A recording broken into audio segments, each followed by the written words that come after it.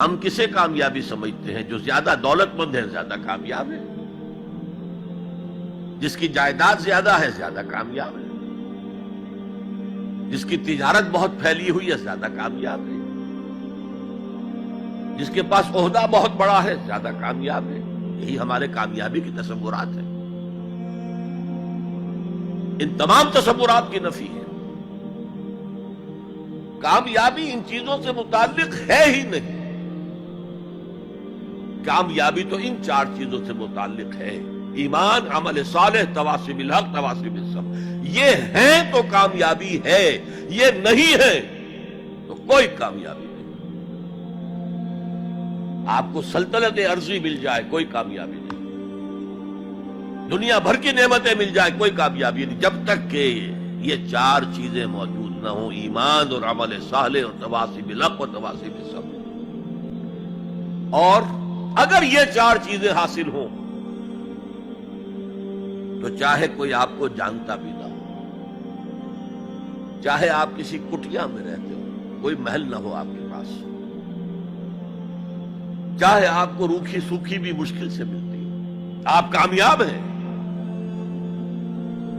یہ ذہن میں رکھیے، معیار جب تک ہمارا یہ نہیں بنے گا ہم اسلام کے راستے پہ چل ہی نہیں سکتے۔ اس لیے کہ انسان جو بھاگ دوڑ کرتا ہے، جو سعی کرتا ہے، دن رات محنت کرتا ہے، راتوں کو سوچتا ہے، پلاننگ کرتا ہے، وہ کامیابی کے حصول کے لیے۔ اگر کامیابی کے یہ تصورات ہیں تو انہی کے لیے بھاگ دوڑ کرے، دنیا میں گم ہو جائے گا۔ جیسے اقبال نے کہا کہ کافر کی یہ پہچان کہ آفاق میں گم ہے، اور مومن کی یہ پہچان کہ گم اس میں ہے آفاق۔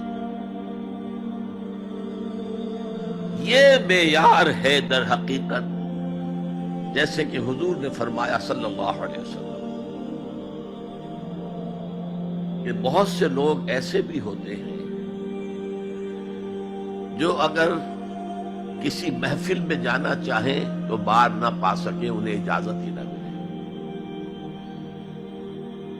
اگر وہ کہیں رشتہ کرنا چاہیں تو کوئی انہیں رشتہ نہ دے۔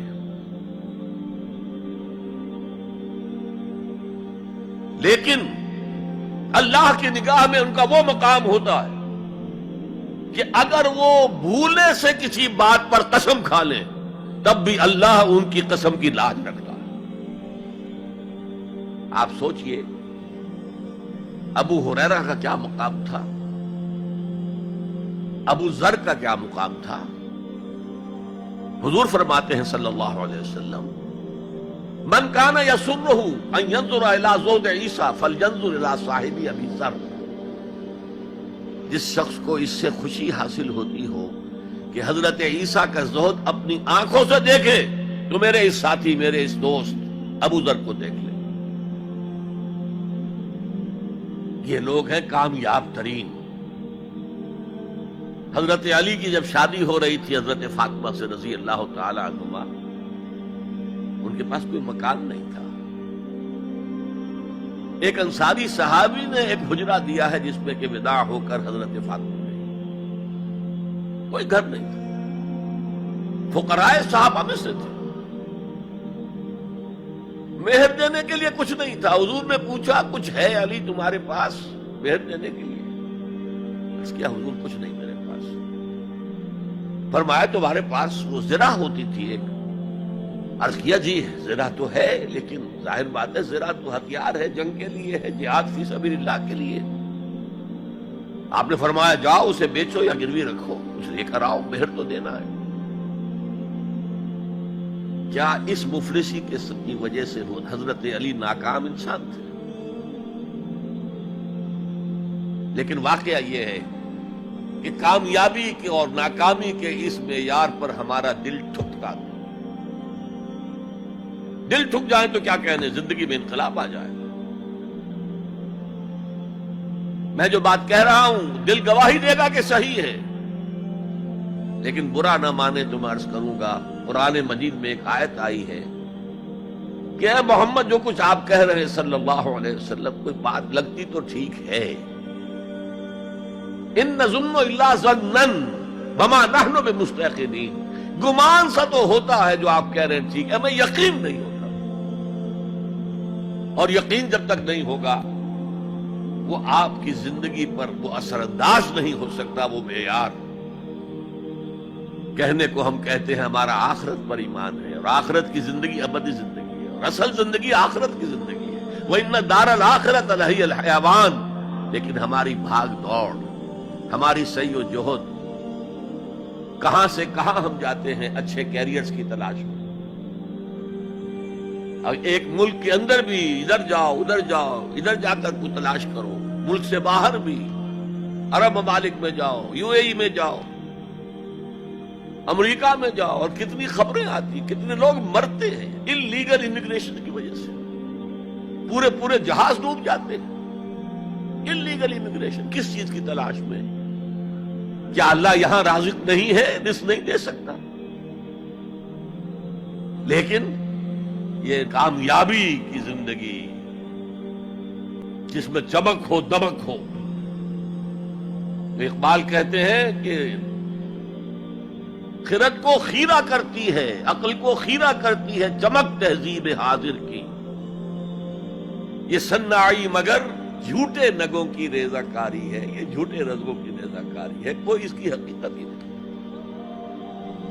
تو پہلی بات زمانے کی قسم ہے، تمام انسان خسارے میں ہے، یقیناً ہے، یقیناً ہے، سوائے ان کے جو چار شرطیں پوری کریں، الا الذین آمنوا وعملوا الصالحات وتواصوا بالحق وتواصوا بالصبر۔ اب دوسری بات نوٹ کیجئے، یہ نجات کے منیمم تقاضے ہیں، کم سے کم تقاضا ہے، لازمی تقاضا ہے، اس کے بغیر وہ فوری نجات ممکن نہیں۔ اب تیسری چیز، اور یہ ہمارے تصورات کی بڑی نفی کر دینے والی شے ہے، یہ چاروں شرطیں لازم ہیں،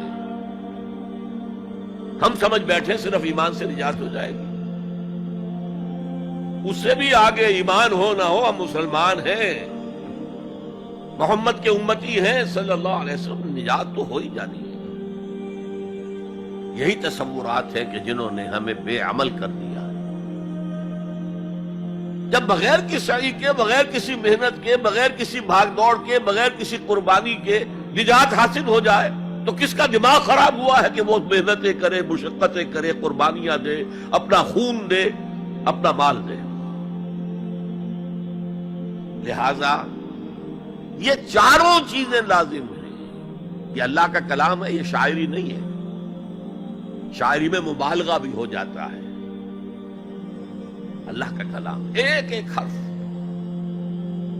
جو غالب کہتا ہے کہ گنجینہ معنی کا طلسم اس کو سمجھیو، جو لفظ کے غالب میرے اشعار میں آوے، میرے اشعار میں جو لفظ آتا ہے اس کو گنجینہ معنی کا طلسم سمجھنا، یوں نہیں کہ میں نے ایسے ہی عام طور پہ وہ لفظ استعمال کر دیا۔ اب فارسی میں کہتا ہے زیرے ہر لفظ غالب چیدہ ہم میں خانہ ہے، میں نے غالب کے ایک ایک لفظ کے نیچے ایک میخانہ پایا ہے، علم کا میخانہ، حکمت کا میخانہ، فلسفے کا میخانہ۔ تو یہ قرآن غالب نے تو تعلی کی ہے، لیکن یہ اللہ کا کلام ہے، یہاں ہر حرف لازم ہے۔